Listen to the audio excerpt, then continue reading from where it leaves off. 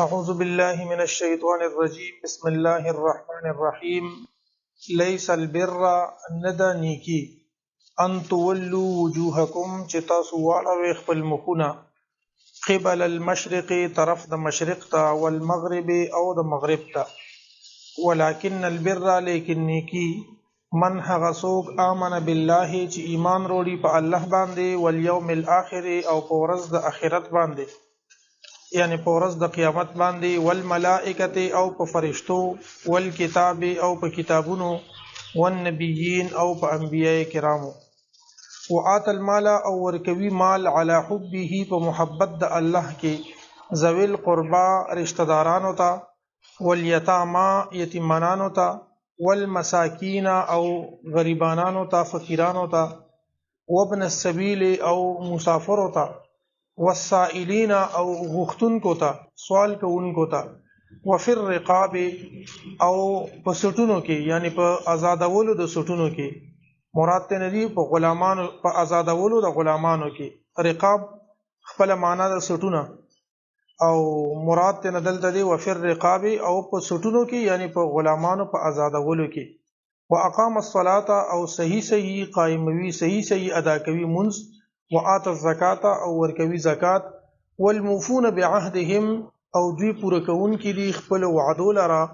اذا عاهدوا هر کله چې دوی وعده وکي والصابرین او صبر کوونکي فی البأساء په مصیبت کې والضراء او په سختۍ کې وحین البأس او په وخت د جهاد کې اولئک الذین دغه خلق هغه کسان دي صدقوا چې رښتیا ویلي دي واولئک او هم دغه خلق هم المتقون هم دی پرهیزګاران دي الله فرمای ليس البر ان تولوا وجوهكم قبل المشرق والمغرب صرف دانی کی نه دا چې تاسو مشرق ته یا مغرب ته مخونه واړوي د قبله د بدلیدو حکم چراغ نو د ظاهری عمل له بعض خلکو ډیر زور ورکو چې دی خو به مخ کې عبادت بکې دی خو به مخ کې عبادت بکې الله تبارک وتعالى د هغه رد کوي چې صرف یو طرف ته مخکول او یا نه مخکول د سره د انسان د ټولو عملونو فیصله نه کیږي د مخکول او یا نه مخکول دا یو وړنې کی د یو ځان له خبره ده د دین نیکه سره صحیح نیکی دا چې سړی په الله باندې په ورځ د آخرت باندې په ملائکو باندې په کتابونو باندې او په انبیاء کرامو باندې د دې یقین چې دین هغه وکي آمن بالله د آمن معنا ماته واست کړي و چې د آمن یا د یؤمنو معنا یقین کول یقین محکم کلک یقین کول نو الله فرمایي چې صرف مخ اړولو راړولو کار نه دی اول دا خبره ده چې کمال د نیکه دادی پوره نیکی دا ده چې اول سړی په الله باندې یقین وکي په ورځ د قیامت باندې یقین وکي ملائکه اومني کتابونه اومني او انبیاء کرام دا اومني یو بیا بل نیکی دا ده چې سړی د الله په مینه محبت کې مال ورکی دا مال ورکول دا ډیر ګران کار دی چاله پیسې ورکول دا ډیر ګران کار دی خو پیسې هم چاله ورکول رشتہ دارانو له ورکول خپلوانو له پیسې ورکول او غي باندې صدقه کول اسیم د صدقې ډیر زیات فضایل دي نبی کریم صلی الله علیه و آله وسلم فرمای بادروا بالصدقه تاسو په صدقه کې وړاندېواله کوي مخکېواله پکې کوي فإن البلاء لا يتخطاها مصیبت د صدقې نه مخکې کېدی نشي نو صدقه اسیم یو ښه عمل دی بیا صدقه چې پر رشتہ دارانو باندې نبی علیہ الصلوۃ والسلام فرمای د دې دوه اجرونه دي یو اجر تا د ضرورتمند خیال وساتو بل دا چې تا د خپل رشتې چې الله د پیوست کولو حکم کړی دی د یو ځای کولو حکم یې کړی دی د هغه رشتې خیال دی وساتو نو نیکی صرف قبله ته مشرق ته یا مغرب ته مخکول نه دی بلکې یو د ایمان خبره شو یو د عمل خبره ده چې انسان خپل مال د الله د محبت د وجنه د بل سلالج د وجنه نه د الله د محبت د وجنه رشتہ دارانو له مال ورکی یتیمانان دي یتیمانانو له مال ورکی یتیم ست ویل کیږي یتیم دا هغه نابالغه انسان ته نابالغه ماشوم یا ماشومه ته ویل کیږي چې پلار وفات شوی وي کدا سي د نابالغه دا شرط وسرهونه لګي نو بیا ټول بوډاګان یتیمانان دي او ټول بوډاګان خزم بیا یتیمانان دي ځکه چې تقریبا د ټولو اکثر پلار وفات شوی نو چې مال ورکی د الله د محبت د وجنه رشتہ دارانو لا یتیمانانو لا یتیم مې درته وی چې چاته وي مساکین دا ویل کېږي مسکین غریب ته ویل کېږي فقیر ته ویل کېږي په لسمه سپاره کې د زکات په مصارفو کې د دې ذکر د انما الصدقات للفقراء والمساکین والعاملین علیها والمولفه قلوبهم وفي الرقاب والغارمین وفي سبیل الله وابن السبیل. نو التهم للفقراء والمساکین دواړه ذکر دي.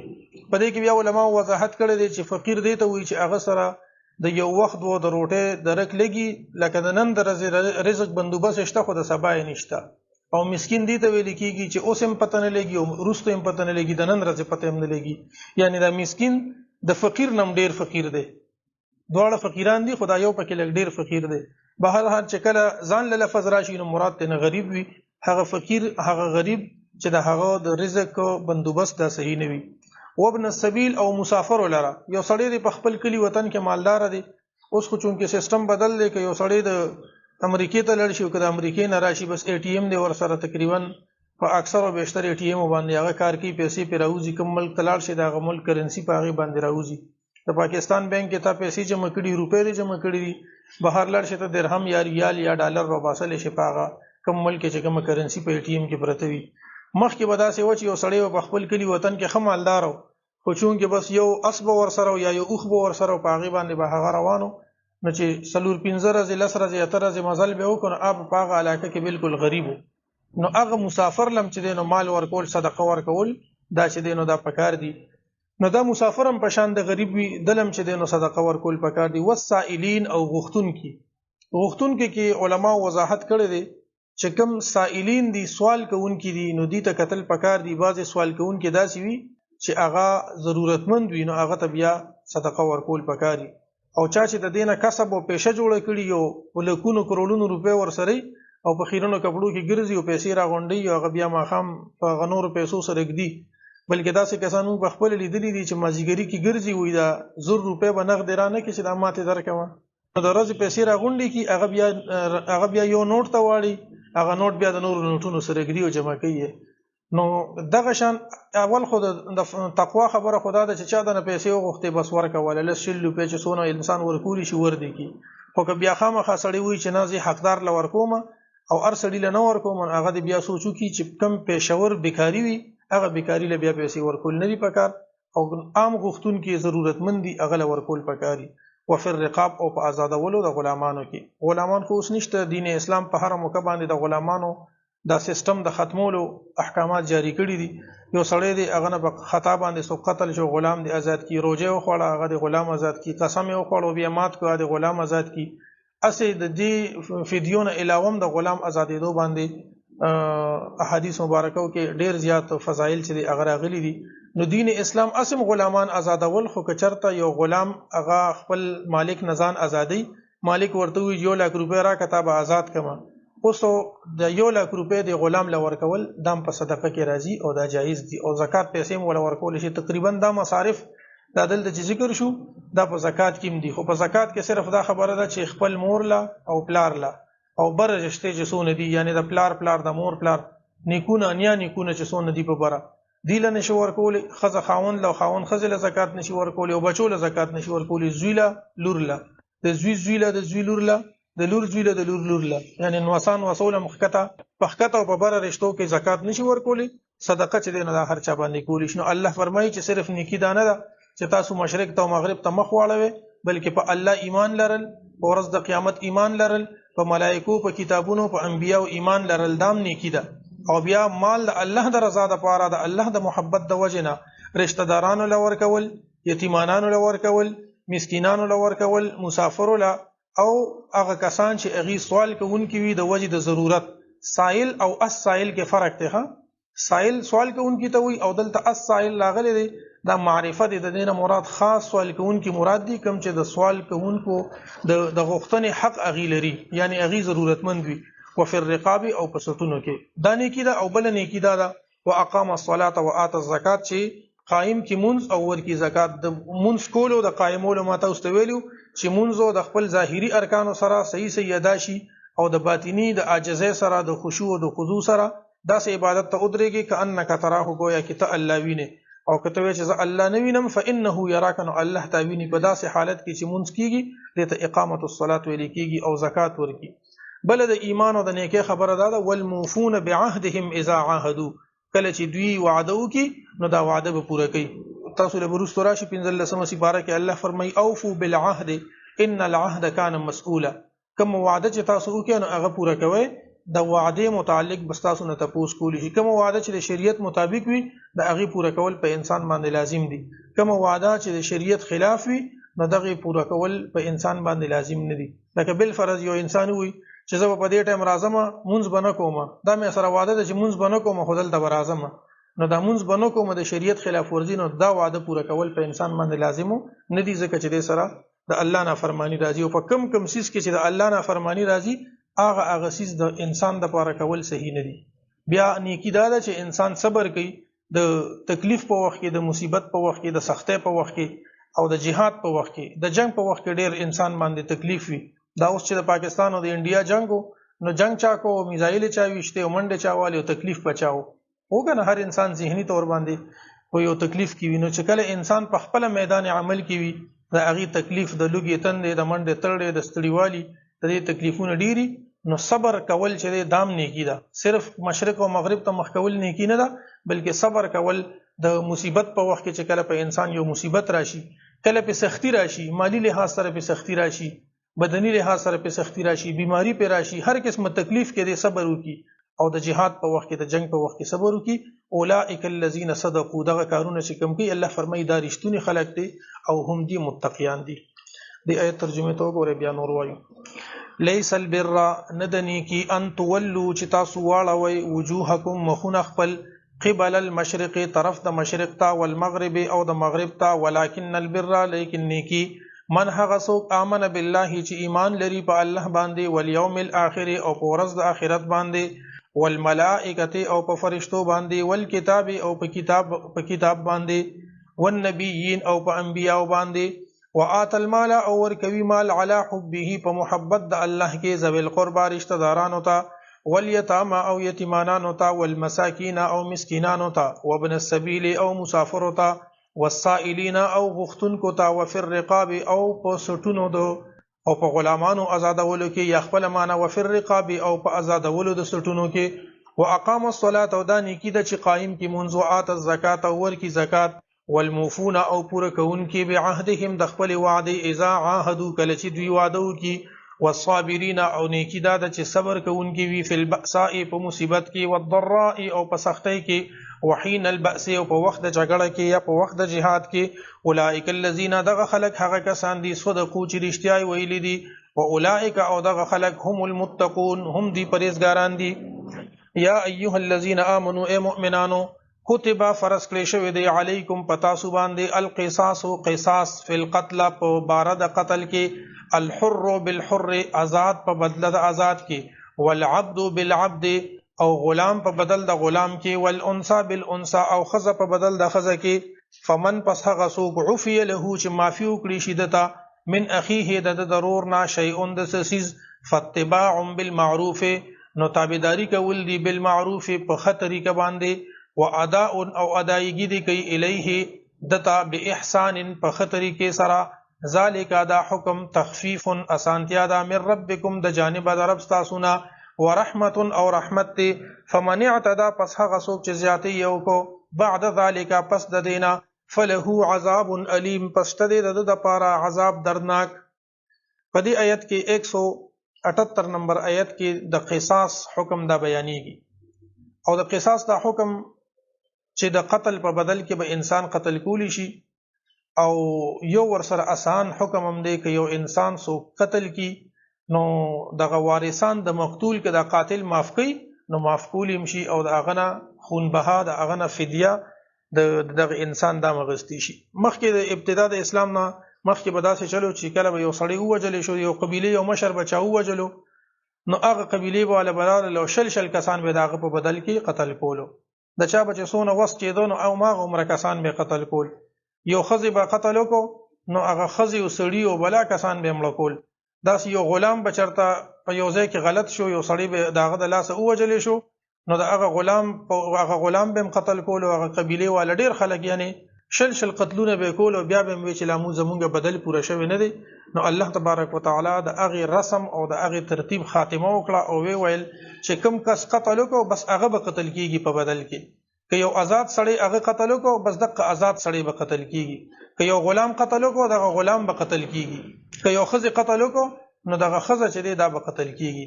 او دام د دیم چې پورا گواهان په دې باندې موجود شي او د قتل هغه گواهی په دې باندې وکي یا د سړی په خپل باندې اقرار وکي نو بیا به د هغې نه پس چې حکم د قصاص په لګي د قتل په بدل کې قتل. الله فرمایي چې که چرته د خپل رور یعنی د اسلامی چې کوم اخوت دی رور خو نه دی پردی سړی دی خو بیا هم د اسلامی د نرمه هغه عنصر په دې ځای کې راښکاره کړی دی چې که چرته د قاتل ته د خپل رور څخه معافي وکي یعنی د مقتول وارث چې کوم سړی وجلې شوی دی د کوم زوی دی یا پلار دی یا رور دی یا د هر یو وارث دی هغه د قاتل ته معافي وکي نو بیا فتباع بالمعروف نو په ښه طریقې سره اتباع دی وکي په معروف طریقې سره یعنی د چې کوم د وینې قیمت دی د انسان چې کومه فدیه ده دیت ورته ویل کېږي نو هغه دی ورکي او واداء الیه یعنی دا چې کوم د مقتول وارث دی نو د معروف په ښه طریقه باندې د دنه د خون بها وغواړي او چې کوم قاتل دی د په ښه طریقې سره دا ادا کی صرف د قتل په بدل کې قتل دا مخکې وو او د یو قتل په بدل کې ډېر ډېر قتلونه کول دا حکم الله تبارک وتعالى را محدود کو چې د یو قتل په بدل کې هغه چې ناحق قتل کړي وي که په حق باندې قتل کړي بیا د هغې قصاص نشته په ناحق باندې یو سړی وجلی دی نو د هغې په بدل کې به یو سړی وجلی کېږي او که د مقتول وارثان ورته بخښنه کول غواړي د هغې په بدل کې ترې نه فدیه اخیستل غواړي دیت یې اخیستل غواړي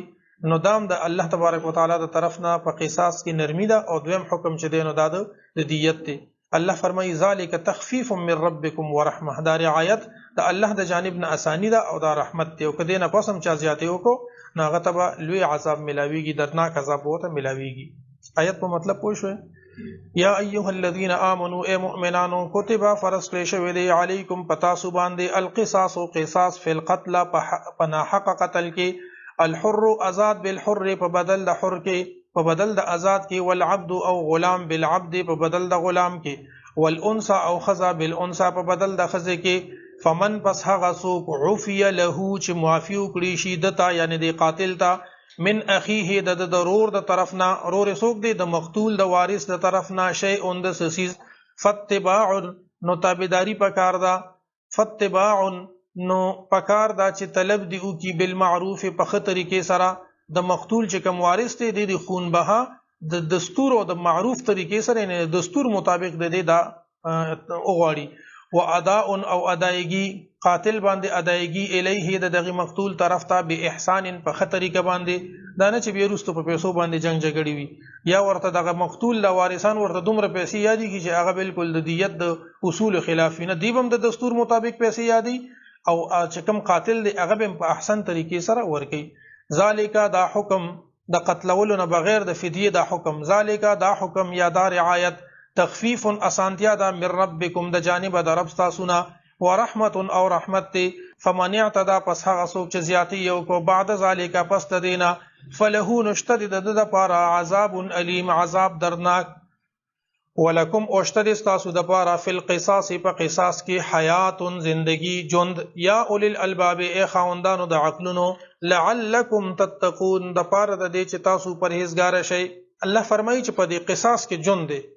که ظاهری مونږ وګورو نو په قصاص کې جند نه دی په قصاص کې مرګ دی یو سړی دی هغه وجلې شو اوس چې دا کم قاتل دی دې وجلې شي نو بل سړی وجلې شو نو دې کې جند خو نه دی کنه دې کې خو مرګ دی ظاهری دا ښکاری چې پدې کې چې دینو مرګ دی د دویم سړی او کم خلک چې د دین اسلام خلاف دی غوي یو سړی قدرت وجلو یعنی د دوه کسو جګړه و یو پکې وجلو یو سړی قدرت وجلو او بل استاد وجنه نو یو خو بس مړ شو اسم مړ شو نو بس دا دویم ولې وجنه. الله فرمایي ولکم فی القصاص حیات په دې قصاص کې استاسو د پاره جون دی یعنی د یو کس د پاره خو جون نه دی خو د باقی ټولي معاشره د پاره جون دی. یو سړی نه حق قتل کو او د پرې خو د ببل قتل کی کدی د پرې خو د ببل قتل کی یا که دغه شان د رواني او د دغه شان قتلونه کوي خو کچرتا د ټول معاشري په مخ کې یو سړی قتل کو او دا قاتل د رئیسار کدی د په بدل کې قتل کنه چې بل سړی قتل کی شل زله به سوچ کوي چې زه خو قتل کوم خو که سبا د دیره باندې وس برشنه بیا بدیم ما وجني دا که تاسو ګوره د دغه چي دي د په دې بعضي علاقو کې چې د دشمنی وي نو دا دشمنی او یادا دغه چی دی کې قتلونه پکې کیږي خدا په دې وجه باندې چې دینو سیوایی ډیر په خوا به څنګه واغه سیستم نشته یو کس وجني بیا اغه د بدل کوشش کیږي یو کس ته وجلو بیا د نور الا ماشاءالله کنه کمی به شی به کیږي د قران او د حدیث مطابق خو نه دی لګیا په خپل ظاهری دغه کې د چا په پټی جګړه ده د چا په زنانو جګړه ده د چا په پیسو جګړه ده او په هغه کې چې دینو قتلونه کیږي خودیم چې یو سړی وجل کیږي نه هغه سوچ کوي چې دغه دشمنان به بیا مام وجني نه خپل سیفټي کوي خپل کور لري کی بل علاقې د لړ شي په بل ځای کې اوسېږي نو څنګه چې هغه حفاظتي تدابیر کوي دا چې یو انسان ته پته ولګي چې پورا سیستم او پورا قانون کما قتل کو نه ما به وجني اوس خو زمونږ عدالتي سیستم دا څه کمزور دی یو سړی به قتل کی او بیا به شپږ میاشتې پس 15 میاشتې پس به عدالت نه روزي عدالت به جرم ثابت نه کی چې د قتل کړي دی هغه جرم په عدالت نشي ثابتول څوک گواہی نه کوي نو گواہی له څوک جنو دلته نور په سوال جواب وشي یو موجل دی یو بل وجنو نو حکم هغه فرد جرم په نه لګي او جرم په نه ثابتيږي خو چې کله سیستم برابر وي یو سړی ته پته ولګي کزه قتل کوم نو ما به موجني نو بس د جنگ د وجلو د خاتمه به وشي ځکه الله فرمایي ولکم فی القصاص حیات تاسو د پاره په دې قصاص کې ژوندۍ ده ای خاوندانو د عقلونو د پاره د دې چې تاسو تقوا اختیار کړئ ولکم اوشتری تاسو د پاره فی القصاص په دې قصاص په دې قانون کې فی القصاص په قصاص کې یعنی په قانون د قصاص کې حیات زندگی دا یا اول الالباب ای خاوندانو د عقلونو لعلکم تتقون د پاره د دې چې تاسو پرهیزګاری اختیار کړئ چې کوم ځای کې صحیح سزا ملو شي هغه ځای کې جرم په خپل ختم شي د غل سزا ده چې دنه بلاس کټ کیږي اوس پورې چې د غل نه لاس کټ نشو کو یو غل داسې ګرځي چې صادر کې لاس پټ کړي دا دغه ته کټ کړي یو څو غلان په دې کلی کې ګرځي چې د لاس نه صادر تو کړي خلک وته دا ولې یره د پلاني ځای کې غلا کړي و د لاس رانه کټ کړي نو 2-300 کسان بغلا پری دي او بل څه ته بشي دا سونه په دلته خو سیستم نشته په خار کې په پیښور کې په نورو خاریو کې ډیر سیستم دی چې موبایل لاس کې نیولي بس موبایل بدنه او تختی سره د دې نه چې موبایل ټریس کیږي مو د دې ایمیم ټریس کیږي ټیکنالوژي هم دا غیبه وجود غایمی ورته بدل کی بل ایمی ورته ولګي او بس هغه موبایل له استعمالي نو دا سيزونه دا ځکه چې سزا نشته كتب عليكم اذا حضر احدكم الموت ان ترك خيرا الوصيه كتب عليكم فرض کړی شوی د پتا سو باندې اذا حضر احدكم الموت چې کله حاضر شي یو کس ته مرګ یعنی قریب المرګ شي ان ترك خيرا کد پریخي وی سمال الوصیت سپ فرض کړی شوی دی الوصیت دا کتبه د پاره دا نائب فاعل دی کتب الوصیت فرض کړی شوی دی وصیت د چا د پاره للوالدین د والدینو د پاره والاقربین او د نږدې رشتہ دارو د پاره بالمعروف د دستور مطابق حقا علی المتقین دا وصیت کول فرض دی په متقیانو باندې اول یو خبره باندې خزان پوي کې په دې آیت کې الله فرمایي چې کله یو سړی ته مرګ راشي نو د خپل خپلوان راغون کی او غي د پاره دی وصیت کی چې زما مور بلار ته د دونه یې سملو شي او زموږ رشتہ دارانو ته د دونه برخه ملو شي دا آیت منسوخ ده دا په ابتدا د اسلام کې و یو سړی به مړ کېده او ته پته ولګي چې زه مړ کېږم نو په شابودین او ګلابودین پسې به خپل ازمکه ورسولي کلو شابودین او ګلابودین باندې د پر رشتہ دارو کې راتللو نه په خپلوانو کې راتللو شرط ادب ور سره یو خپل تعلق یا به د خپل رشتہ دارانو ته د خپل جیداد نه پرې خودونه پاغه پسې به چې دین هغه هبه به غیله به ورک الله تبارک وتعالى د دغه رسم او د دغه رواج د ختمولو منع وکړه وی چې خپل رشتہ داران راغونډ کې او غیر لپاره د میراث تقسیم کې بیا وروسته سوره نساء کې الله تبارک وتعالى د میراث پوره احکامات نازل کړو یوصیکم الله فی اولادکم للذکر مثل حظ الانثیین دو آیتونه دي په یادولو کې ګراندي په ترجمه کې ګراندي او په عمل کې ګراندي عمل په انسان لډیر په مشکل باندې په هغه باندې عمل کوي ځکه چې زنانو له جنکو له خزو له لوریانو له پکې سوکو برخه نه ورکي او د هغه د برخه پکې پوره ذکر دی خصوصا پښتانه پکې چې دینو حجونو لبزي عمرو لبزي خلور خور له خپل برخه چې دینو هغه نه ورکي الله دې معفو کړي حجنو دا آیت دا منسوخ ته خو حکم داود هغه رسم د ختمولو لپاره چې خپلوان کله راغون شي نو تاسو به بیا چې دینو د دې لپاره وصیت وکړي چې دونه د پلار ته ملو شي دونه حصہ د مور ته ملو شي دونه حصہ د نورو رشتہ دارو ته ملو شي نو بیا چې کله الله تبارک وتعالى احکام د میراث واضح نازل کړلو د ارچا عیسی پکې د زوی سم معلومه ده د لوري سم معلومه ده د خزي سم پکې معلومه ده د خاوند سم پکې معلومه ده د یو سړی مړ شو مور او پلار ژوند دي د مور او د پلار برخه پکې معلومه ده کدا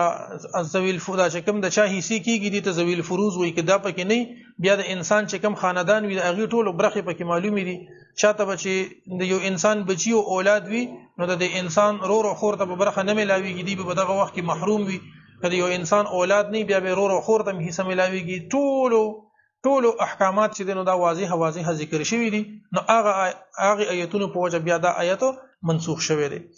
څه چل به چې کله خپلوان راشي نو تاسو ته وصیتو کې دغه وصیت دا حکم منسوخ شو او هغه آیتونو باندې. او بیا نبی علیہ الصلوۃ والسلام فرمایل چې لا وصیت للوارث، د وارث لپاره وصیت نشته، دغه خپل حصہ مقرر ده. یعنی یو سړی د دې کې راغلی للوالدین چې د مور او پلار لپاره وصیت کوي، نو د والدینو لپاره یا والاقربین د رشتہ دارو لپاره د وصیت ختم شو. ځکه نبی علیہ الصلوۃ والسلام فرمایل چې د وارث لپاره وصیت نشته. ته دا نشي ویلی چې زما دي زوی له دونه حصہ ورکې د مرګ په وخت کې، په ژوندۍ کې ولا ورکوله. لکه دا موبایل دی، دا زما موبایل دی، که زه هر چا له ورکوم، زه خاکان له ورکوم او که پورکان له ورکوم او که خپلو بچو له ورکوم. خو چې کله زه د دې دنیا نه لاړم او یا د دې دنیا نه تلم قریب المرګ ما، نو دا د وارثانو حق دی، دا زه خاکان له پورکان له نشم ورکولی او د بچو باندې په خپل ترتیب باندې تقسیمیږي. که دا د 100,000 روپو دی نو د 100,000 روپے په وارثانو باندې پوره تقسیمیږي. د انسان مور او پلار کې ژوند دی هغه ته پکې خپل برخه ملاويږي، که د سړي خزه ژوند دی هغه ته پکې خپل برخه ملاويږي، که اولاد وي هغه ته برخه ملاويږي، که اولاد نه رونو خويندو ته پکې بیا خپل برخه ملاويږي. نو دا آیت حکمن منسوخ ته، تلاوت جاری دی. نو بیا د وارث لپاره وصیت نشته، ځکه چې د وارث لپاره خپل حصے مقرر دي. د خزه د لپاره، د مور او پلار د لپاره، ټولو د لپاره خپل حصے دا مقرر دي. کله نه پسم چا وصیت کو، یعنی یو سړي وصیت کو چې زه مړ کېږم نو د فلانی جمعات له زما پیسې ورکې، فلانه مدرسې له پیسې ورکې، نو 1/3 کدي سړي 100 روپے پریخي دي نو 33 روپے چې دی نو دا د وصیت باندې به عمل کولی شي، د باقی پیسې به د وارثانو وي. نو دا دوه احکامات چې دی د نبی صلی الله علیه وسلم بیا واضح بیان کړی دي چې وصیت مطلقاً وصیت ختم نه دی. او که د نور خلکو د پاره یا د یو اصلاحي او فلاحي ادارې د پاره دی وصیتو کو، نو ټول مال به اغیله نو ورکول کیږي، د 1/3 نه به هغه وصیت پوره کیږي. 3000 روپے دي، 100 روپے ستا په وصیت باندې به لګي، دا نور پیسې د وارثانو دي. کتب علیکم، فرض کړی شوی دی پتا سو باندې، اذا حضر، هر کله چې حاضر شي یعنی نږدې شي، احدکم یو کس د تاسو ته، الموت مرګ، سپلا ان ترک خیرن، کچری پریخي وی س خیر نه مراد دل مال او دولت. الوصیت، وصیت په لازم دی، وصیت په فرض دی، للوالدین د پاره د مور او پلار، والاقربین او د پاره د رشتہ دارانو، بالمعروف په خطرې کې باندې، حقا علی المتقین، دا حق دی، دا سکول حق دی په متقیانو باندې یا لازم دی په متقیانو باندې. اوس الله فرمایي که چا دا وصیت بدل کنه، چې چا بدل کا په کې ګناګار دی. فمن بدله، پس چا چې بدل کړي وصیت لرا، بعد ما سمعه، پس د دې د اوریدونه، فانما، نو پس بشکا، اسمه، ګناه د دې بدلولو، علی الذین، په هغه کسانو باندې دا یبدلونه چې بدل کی دی لرا. ان الله سمیع علیم، بشک الله تبارک وتعالى سمیع اوریدن کې دی، علیم او علم لرون کې دی. فمن خاف من موس، پس هغه څوک چې یریږي، من موس د وصیت کوونکی د طرفنا، جنفن د طرفدارینا، او اسمن یا د ګنانا، فاصلح بینهم، پس صلح وکړه د دوی په منځ کې، فلا اثم علیه، نشته د ګناه په د باندې. ان الله غفور الرحیم، بشک الله تبارک وتعالى بخون کې او مهربان دی. کچرته څوک دا سیریږي چې یا به د وصیت کوونکې صحیح وصیتونه کی، یا به طرفداریو کی، یا به یو د ګناه طرف والا خبرو کی،